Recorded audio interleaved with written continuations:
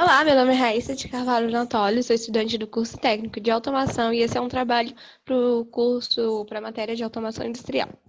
Oi, meu nome é Charles Mateus, sou aluno do Colégio Técnico da UFMG e hoje nós vamos falar um pouquinho sobre a computação em nuvem. Para entender a computação em nuvem, a gente precisa entender todos os problemas tecnológicos que vieram com os avanços que a nuvem tenta sanar. Então, com os avanços tecnológicos, o processamento, os softwares, os dados que precisariam ser armazenados aumentaram muito. Tipo, ficaram cada vez mais pesados. O que inviabiliza você usar muito um disco rígido ou algo parecido para celular, smartphones ou tablets, né? Então, a computação em nuvem surge disso, de tirar do disco rígido desses equipamentos, esse processamento, e colocar na nuvem. E a nuvem seria os servidores de empresas especializadas em atender a demanda pela computação em nuvem, como você pode perceber na figura 1. Então, Hum. tem diversos dispositivos conectados à nuvem, que é o servidor. A, a computação em nuvem possui algumas características essenciais, que são próprias dela, para ser um uso grande de acordo com a demanda que a gente tem hoje. A partir dessa necessidade de querer tirar todo o processamento e serviço em cima dos computadores e dispositivos pessoais e colocar na nuvem, a computação em nuvem desenvolveu diversas características que são amplamente utilizadas e são bastante úteis para as suas características de agora, como o amplo acesso. Qualquer dispositivo em qualquer lugar do mundo que tenha acesso à internet pode ter acesso aos dados oferecidos pela nuvem, aos serviços e tudo que você armazena na computação em nuvem, como um acesso ao e-mail ou acesso a algum jogo online. Tudo isso você pode acessar de qualquer lugar. A entrega a partir da demanda. Você contrata uma nuvem a partir do que você precisa. Por exemplo, antigamente você comprava um HD de 1 TB para armazenar 700 gigas. Hoje em dia você pode contratar uma empresa que fornece computação em nuvem e que ela vai cobrar de você apenas os 700 gigas que você utilizar. Dentro dessa computação em nuvem você tem softwares e hardwares que são configurados automaticamente para que você consiga utilizar o mínimo e pagar o mínimo pelo seu uso. Além disso, a computação em nuvem ela utiliza o pooling de recursos, ou seja, é, como esses provedores eles têm que trabalhar com diversas pessoas ao mesmo tempo, eles usam um modelo multi-tenant, que é uma arquitetura onde se tem uma aplicação centralizada que atende vários clientes. Entendeu? O cliente ele não precisa saber exatamente o local onde está sendo armazenados seus dados, não precisa saber onde exatamente, mas ele pode escolher o mais amplo, o geral, ou seja, o país, o estado ou então o data center. Além disso, a computação em nuvem ela tem que ter uma elasticidade rápida. O que é isso? A partir da quantidade de pessoas que estão acessando a nuvem e requisitando alguns dados, o fluxo de dados aumenta ou diminui, ou seja, o volume dos recursos aumenta ou diminui. E para isso, as empresas elas têm que saber lidar muito bem com isso e evitar coisas como os sites do governo brasileiro, que quando entra muitas pessoas, quando dá algum excesso de pessoas, o servidor cai ou fica muito lento. A última característica das principais é o serviço mensurado, ou seja, para que haja uma cobrança exata do que você está fazendo, do que você está usando os recursos da nuvem, a computação em nuvem, as empresas elas têm que medir exatamente o que você utiliza, controlar todo o fluxo de dados de forma automática. A computação em nuvem, ela tem modelos de serviço e há 3 modelos de serviços, entre eles o IaaS, o PaaS e o SaaS. O que são isso? O PaaS é a plataforma como serviço, o IaaS é o software como serviço, o SaaS é o software como serviço, e o IaaS é a infraestrutura como serviço. O que são cada um deles? O SaaS é o modelo de software por serviço, ou seja, a pessoa, o cliente, ele contrata do fornecedor, então utiliza do fornecedor apenas um software, apenas uma aplicação, sem necessariamente precisar de desenvolver ou de utilizar hardware. Como exemplo, nós temos o Gmail, que você, por meio de um simples navegador, você consegue entrar, mandar seus e-mails ou receber seus e-mails sem ter nenhuma aplicação, nenhum aplicativo necessariamente instalado no seu computador. A segunda característica é o PaaS, ou seja, a plataforma como um serviço. Essa característica, esse modelo é mais utilizado para desenvolvedores que conseguem programar, que querem programar, usar compiladores, depuradores, bibliotecas, entre outros arquivos, só que em uma nuvem. O PaaS, ele é amplamente utilizado como para aluguel de software, para colocar sites dentro do PaaS. Ou seja, colocar os arquivos de software como um serviço dentro do PaaS.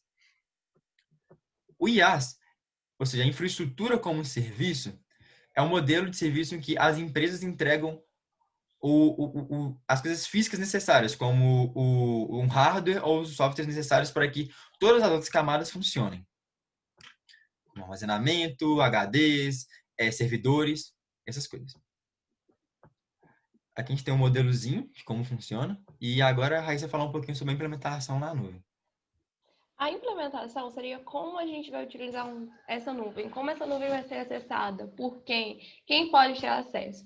E para isso a gente tem 4 tipos de modelos de implementação: o público, o privado, o híbrido e o de comunidade.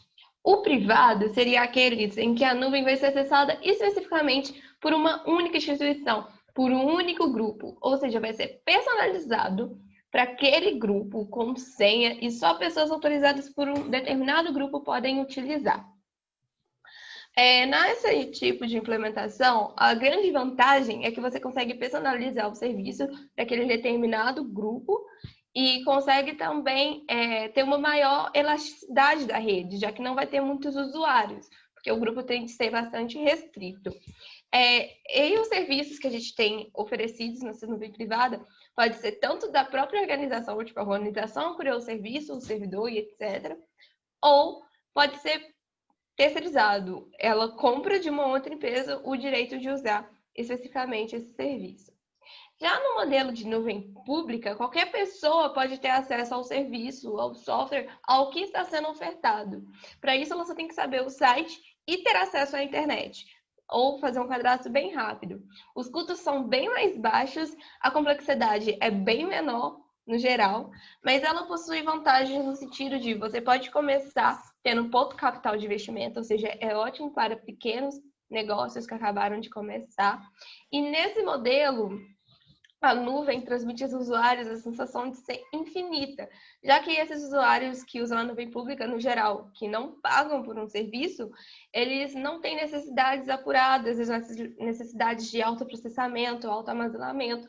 Então, a partir da demanda de um usuário comum, a nuvem pública parece ser muito grande, muito infinita e com diversos recursos. Outra característica da nuvem pública é que quem fornece esse serviço, apesar de não cobrar muitas vezes diretamente, consegue lucrar através de pop-ups, propagandas e anúncios. Agora, a principal desvantagem da nuvem pública é que, em relação à nuvem privada, ela tem uma carência de informações, já que você não contratou um serviço, você não sabe de onde é. E o compartilhamento de recursos com a nuvem pública pode ser facilmente espionado ou hackeado se comparado com a nuvem privada. Já como só um segundo, perdão. Já a nuvem híbrida seria uma combinação desses dois. Você pega um serviço que é público e coloca especificamente para uma empresa. Então, essa empresa paga para ter um melhor acesso a um serviço que já existe, um processamento mais rápido e em uma parte só para ela. Como a gente usa o Google Classroom no TIA-Tech, por exemplo. E aí, a vantagem é que esse tipo de serviço geralmente é mais barato, já que existe a opção gratuita, e ele consegue aumentar a velocidade e a elasticidade da rede, diferente de uma rede pública, e ainda os organizadores conseguem ter mais controle dos dados e da segurança. A nuvem comunidade, que é o próximo modelo de implementação, ela seria quando mais de uma organização compartilha os mesmos recursos, os mesmos armazenamentos e os mesmos processamentos. Essas organizações diferentes podem juntar-se em uma comunidade em nuvem, tanto para baratear custos ou para precisar uma da outra. Tipo, uma empresa criou um aplicativo, a outra quer usar, existe uma relação de interdependência entre elas, então elas compartilham a mesma nuvem. E esses seriam os principais tipos de implementação do sistema. Agora falando sobre a arquitetura da computação em nuvem, a gente pode definir a arquitetura da computação em nuvem como basicamente esse estilo de camadas, em 3 camadas, em que as camadas elas são classificadas pelo seu nível de abstração. A camada mais inferior é a camada da infraestrutura, que é responsável pelos hardwares e softwares necessários para que fazer as camadas superiores funcionarem. A segunda camada é a camada de plataforma, que tem um nível de abstração maior que a inferior. Ela está relacionada ao PaaS, ou seja, aqueles modelos de serviço lá de cima, que a pessoa pode desenvolver alguns produtos a partir das plataformas. E a camada superior, que tem um nível maior de abstração, ela é chamada de camada de aplicação, onde vão estar instalados e implementados nela os aplicativos e os softwares da camada do modelo de serviço SaaS. Aqui nós temos um detalhezinho na figura 4 de como que são a arquitetura. E agora vamos falar um pouquinho da aplicação da computação em nuvem. Como a gente já sabe, a gente já viu, a gente usa computação em nuvem para tudo, para WhatsApp, para jogos, sites, e-mails, mas há realmente coisas muito importantes que empresas grandes fazem com a computação em nuvem, como, por exemplo, o jornal New York Times, que usou o EC2 e o S3 da Amazon para colocar, para armazenar mais de 15 milhões de artigos de notícias. Ou então a Bolsa de Valores, que conseguiu disponibilizar os históricos das ações. São tarefas muito importantes que geram grande dinheiro, que envolvem muito dinheiro e que utilizam a computação em nuvem para isso. E nesse desenvolvimento da computação em nuvem foram criadas diversas tecnologias, que agora a Raíssa falou um pouquinho delas para a gente. Então, as tecnologias utilizadas na computação em nuvem são cada vez mais desenvolvidas por empresas que buscam se especializar cada vez mais para tentar lucrar cada vez mais nesse ramo que está crescendo dia após dia. Além das empresas, a comunidade acadêmica também dedica vários estudos para tentar solucionar problemas e brechas de armazenamento e segurança da computação em nuvem. E aí eu citei algumas tecnologias que existem. Alguns sites, enfim, que estão disponibilizando a computação em nuvem.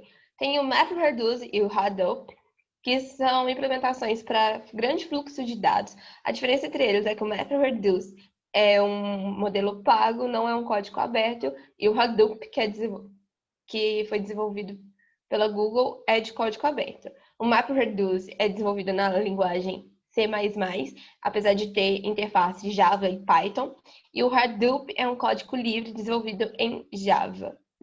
Eu só errei uma coisa, o MapReduce que foi desenvolvido pela Google e não o Hadoop. Um outro serviço é o Amazon Web Service, que é um serviço de nuvem da Amazon.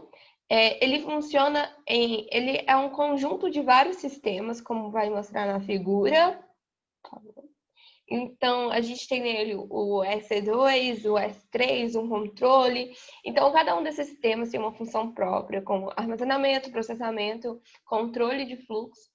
E para utilizar o AWS, que é o serviço da Amazon, você precisa de um Amazon Machine Imagining, que é disponibilizada, pré-configurada, e você pode alterar de acordo com as suas necessidades. E, além disso, o sistema da Amazon é altamente confiável. Ele tem uma segurança bem boa e é uma garantia que a Amazon entrega. Outro sistema é o Eucalyptus, que é uma tecnologia compatível com o Amazon, mas é uma infraestrutura de código aberto. Ela é uma arquitetura simples e, assim como a da Amazon, ela é composta por módulos. Então, eu tenho um módulo inferior, que controla as máquinas virtuais. Eu tenho um módulo intermediário e eu tenho um módulo que controla o fluxo e outro que coordena essa troca entre máquina e dados do hardware. O próximo serviço é o Microsoft Azure, que é uma plataforma de implementação, e ela pode ser utilizada em diversas aplicações que são disponibilizadas na nuvem, como a gente pode ver aí na imagem. Então, você tem os serviços, o SQL, que é o banco de dados, armazenamento, entre outras coisas que a Microsoft disponibiliza para você usar em nuvem. Com o grande crescimento da computação em nuvem, foram vindo com ela diversos desafios em consequência da grande quantidade de pessoas e das áreas que a abrange. O primeiro desafio é a segurança de serviços de dados, ou seja, várias pessoas implementam seus dados e seus serviços na computação em nuvem, só que esses dados armazenados lá têm que ter segurança. Não é todo mundo que pode ter acesso àqueles dados, apenas umas pessoas restritas, na maioria dos casos. E as nuvens, elas têm que garantir essa segurança para o cliente, caso requisitado. Além disso, as nuvens, elas têm que ter um bom gerenciamento de dados, porque dependendo do dia, dependendo da hora, o nível de pessoas, o nível de fluxo de dados acessando as nuvens pode aumentar ou diminuir. E, casualmente demais, as nuvens têm que ter um bom gerenciamento de dados para que não dê um problema, o servidor não caia. Ou então, caso algum servidor caia, eles têm algum outro servidor um outro servidor reserva para auxiliar. Além disso, as nuvens têm que ter autonomia, ou seja, elas têm que ter um serviço automático, autônomo, livre de ação humana, para que tudo funcione automaticamente sem que precise de várias pessoas supervisionando o sistema. Além disso, as nuvens elas têm que ter uma disponibilidade de serviços muito grande. Por quê? Vários dispositivos, várias plataformas vão estar acessando a nuvem, então ela tem que ter em várias plataformas, ela tem que ter acesso a várias plataformas. Por exemplo, se a nuvem ela pode ser instalada, ter tido acesso por um software de Windows, também tem que ter para o Linux, também tem que ter para o Android, então para o iOS. E esses são alguns dos desafios mais claros da computação em nuvem. E assim a gente encerra. Para Né? concluir, a gente precisa notar que todas essas coisas que a gente falou precisam ser analisadas antes de se decidir que tipo de computação você vai querer, seja para sua empresa ou para uso pessoal. Então, observem os detalhes aí. É isso. É isso, gente. Muito obrigado.